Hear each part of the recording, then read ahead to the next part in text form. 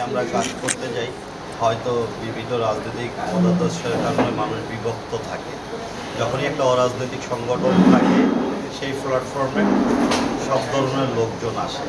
বিশেষ করে আমরা যখন সেহরি, ইফতার এবং শীত বস্ত্র বিতরণ করেছি, ইফতার সামগ্রী বিতরণ করেছি, এই ছিন্নমূল মানুষ, বিশেষ করে সুবিধা বঞ্চিত যারা আছে তাদের কাছে যাওয়া হয়েছে, তাদের কাছাকাছি যে যাদের তাদের জীবনমান উন্নয়ন দেখে নিজের প্রতি খুবই কষ্ট লাগে যে আলহামদুলিল্লাহ আমরা অনেক ভালো আছি ওদের তুলনায়। এখন বিগত 18 বছর বিভিন্নভাবে স্বৈরাচার শাসকরা এই দেশকে শাসন করেছে। এই দেশে নব্য বাকশাল কায়েম হয়েছিল, মানুষের ভোটাধিকার বাক স্বাধীনতা কেড়ে নিয়ে মানুষের ক্রয় ক্ষমতার আওতায় নিয়ে গিয়েছে। বিভিন্ন খাদ্য সামগ্রী, বিশেষ করে অন্ন বস্ত্র ভিতরে সব কিছুতেই তারা সিন্ডিকেট করেছে, যে দ্রব্যমূল্যের ঊর্ধ্বগতি এমন পর্যায়ে নিয়ে গিয়েছে মানুষের ক্রয় ক্ষমতার বাইরে। যেই কারণে সুবিধাবঞ্চিত মানুষরা অনেক কিছুই ক্রয় করতে পারতেন, বিশেষ করে পুষ্টিকর খাবারগুলি, একটু আমিষ, এরা খাওয়ার দুঃসাহস দেখাতেন। আপনারা জানেন যে 100 টাকার নিচে কোনো কাঁচা তরকারি ছিল। বাংলাদেশে একমাত্র কাঁচামরিচ 1000 টাকা কেজি পর্যন্ত নিয়ে গিয়েছে, গরুর মাংস 1000 টাকা 800 টাকা কেজি নিয়ে গিয়েছে। তো এইভাবে যখন প্রত্যেকটা সেক্টরে বাংলাদেশে সিন্ডিকেট করে এই ব্যবসা শুরু করেছে, মানুষ ক্ষুধার্ত বেড়েছে, স্থান হারিয়েছে, ভূমিহীন হয়েছে। তো এই একটা প্ল্যাটফর্ম চেতনা বাংলা, যেটা দিয়ে কাজ করতে গিয়ে আমরা এই খুব সাধারণ মানুষদের মাঝে মিশতে পেরেছি। আমাদের এই চেতনা বাংলাদেশ, আমরা আদাবর থানা, বিশেষ করে আমাদের নিম্ন এলাকাগুলিতে আমরা গিয়েছি, বিভিন্ন বৃক্ষরোপণ কর্মসূচি নিয়ে, এলাকা পরিষ্কার পরিচ্ছন্ন কর্মসূচি নিয়ে। তারপরে আমরা এই দুটা করতে গিয়ে আমরা দেখেছি যে সুবিধাবঞ্চিত মানুষদের কষ্ট দেখেছি, ভূমিহীনদের কষ্ট দেখেছি, দরিদ্র লোকদের কষ্ট দেখেছি।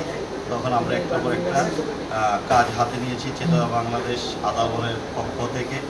আমরা ইফতার বিতরণ, আমরা সেহরি বিতরণ, আজকে আমরা একটা এই আদাবর থানা চেতনা বাংলার পক্ষ থেকে এই থানা দিনের সুশীল সমাজের লোকজন নিয়ে, বিশেষ করে বিভিন্ন স্কুল কলেজের শিক্ষকদেরকে নিয়ে, বিভিন্ন মসজিদ মাদ্রাসার শিক্ষকদেরকে নিয়ে, ইমামদেরকে নিয়ে, রাজনীতিবিদদেরকে নিয়ে, এমন এই যে লেডি নেত্রীদেরকে নিয়ে মোটামুটি আমরা একটা মত বিনিময়, ইফতার, দোয়া মাহফিল, জাস্ট আমাদের ব্যানার, বাট মত বিনিময়ে করেছি। পার্সোনালি আমরা কথা বলেছি আমরা আরও কীভাবে ছিন্নমূল সুবিধাবঞ্চিত মানুষদেরকে নিয়ে কাজ করতে পারি, তাদের জন্য কাজ করতে পারি। এটা ছিল আমাদের মূল উদ্দেশ্য, পরিকল্পনা। আর আরেকটা বিষয় হলো গিয়া, এই 18 বছর পরে ফেসিস সরিয়েছে ছাত্র জনতা, রাজনীতি দলগুলি মিলে, বিশেষ করে এর নেতৃত্ব দিয়েছিল বাংলাদেশ জাতীয়তাবাদী দল বিএনপি। তো এখন হয়েছে, এখন মানুষ যদি একটা সুস্থ নির্বাচন হয়, মানুষ তার জনগণের সরকার নির্বাচিত করলে, জনগণের সরকার প্রতিষ্ঠিত হইলে ইনশাল্লাহ বাংলাদেশ অনেক দূর এগিয়ে যাবে। বিশেষ করে আপনারা আরেকটা জিনিস দেখেছেন, বিএনপির ভারপ্রাপ্ত চেয়ারম্যান জনাব তারেক রহমান 31 দফা রাষ্ট্র মেরামতের জন্য দিয়েছে। মাশাআল্লাহ, খুব ভালো 31 দফা রাষ্ট্র আধুনিকায়ন করার জন্য, রাষ্ট্র মেরামত করার জন্য, রাষ্ট্র পরিচালনা করার জন্য। ওনারা আমাদেরকেও বিএনপি প্রস্তাব দিয়েছে 31 দফা দেখার জন্য, মানুষের দ্বারে পৌঁছিয়ে দেওয়ার জন্য। আপনাদের মিডিয়া ভাইদের মাধ্যমে বাংলাবাসীকে, বাংলাদেশবাসীকে, বাংলাদেশের জনগণকে বলতে চাই, 31 দফা আপনারা দেখবেন। যদি আপনাদের কোনো যোগ থাকে, কোনো কিছু অ্যাড করতে চান, 31 দফায় করতে পারেন, কোনটা বাদ দিতে চাইলে মতামত দিবেন। এটাও আমাদেরকে একটা ভালো দিক। আমরাও চেতনা বাংলাদেশ থেকে আশা করব বাংলাদেশে যেন আগামী দিনে জনগণের সরকার প্রতিষ্ঠিত হয়, জনগণ ভোট দিতে পারে। আমি দেখেছি ছোটোবেলার থেকে, বিশেষ করে ঈদ, দুটো উৎসব বাংলাদেশে, বিশেষ করে 95% প্লাস মুসলিম এদেশে বসবাস করে। তো ঈদে উৎসব দুটো ওনারা খুব ভালোভাবে করে, তার থেকেও ভালোভাবে এই সব নির্বাচনী উৎসবে আগে দেখতাম উৎসবমুখী ভোট দিতে যেত।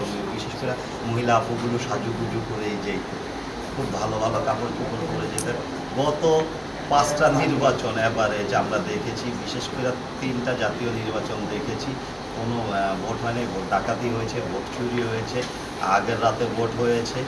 আমরা এই বাংলাদেশ আশা করি না, আমরা সেই বাংলাদেশ আশা করি এই বাংলাদেশের সবাই বাক স্বাধীনতার অধিকার পাবে, খাদ্য বস্ত্র নিরাপত্তা পাবে, আইন শৃঙ্খলা নিরাপত্তা পাবে, সমাজ ব্যবস্থা সবাই সুনামের সাথে বসবাস করবে, সমান মর্যাদা নিয়ে বসবাস করবে, নারী পুরুষ পাশাপাশি কাজ করবে।